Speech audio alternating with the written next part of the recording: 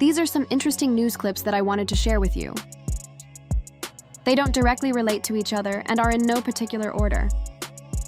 First up, January 4, 2023. FBI director. Of course, we're going to get more details on the circumstances behind his arrest once it's all revealed. But you said something that was very interesting. You said no matter if it's a public defender who is defending Kohberger or a private attorney, you said the first thing they're going to do is challenge the sanitization of the crime scene. Why do you say that?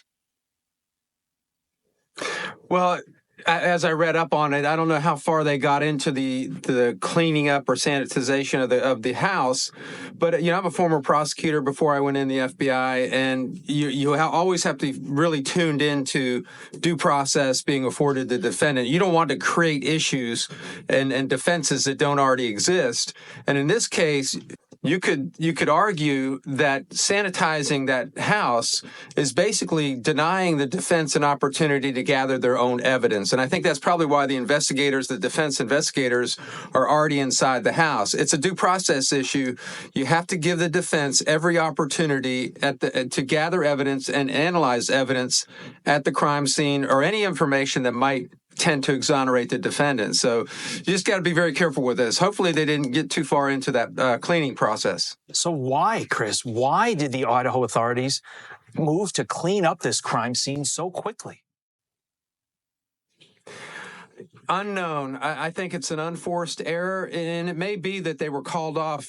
As soon as they announced it, it seems someone representing the court or someone who thought they might be a prospective defense attorney got them to call it off.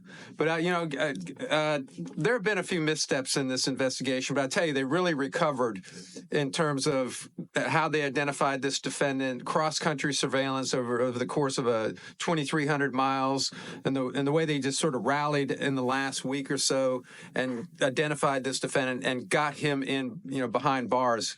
This guy's a dangerous killer, and that was the most important thing, is to get him in custody.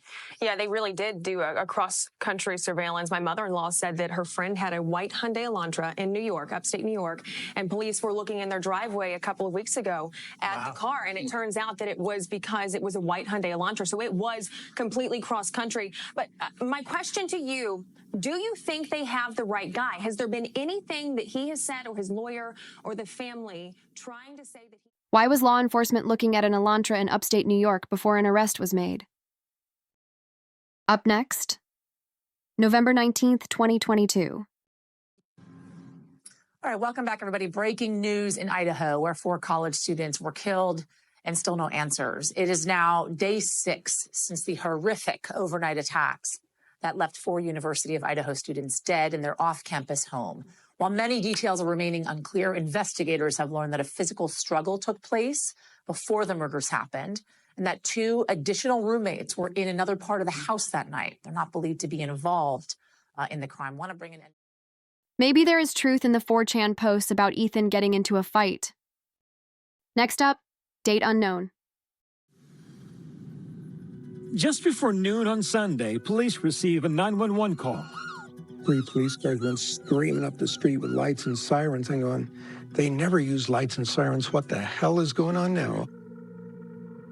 When the lead sergeant goes into the house, he later told people how the high smell of blood rose up in his nostrils, and it took him back. This is a brutal crime scene. These victims were not shot. They were stabbed to death. I wonder if the sirens woke up Jack D? And if the smell of blood was so overpowering, how did the other roommates not notice it? Up next, November 18th, 2022. Coroner Kathy Mabbitt says she has no way of knowing if the same knife was used on all 4 victims. It was definitely a knife. It would seem like if there was more than one, it was very similar, not just the same one for all of them. She cannot speak to defensive wounds and can't specify an exact time of death because it was reported so late.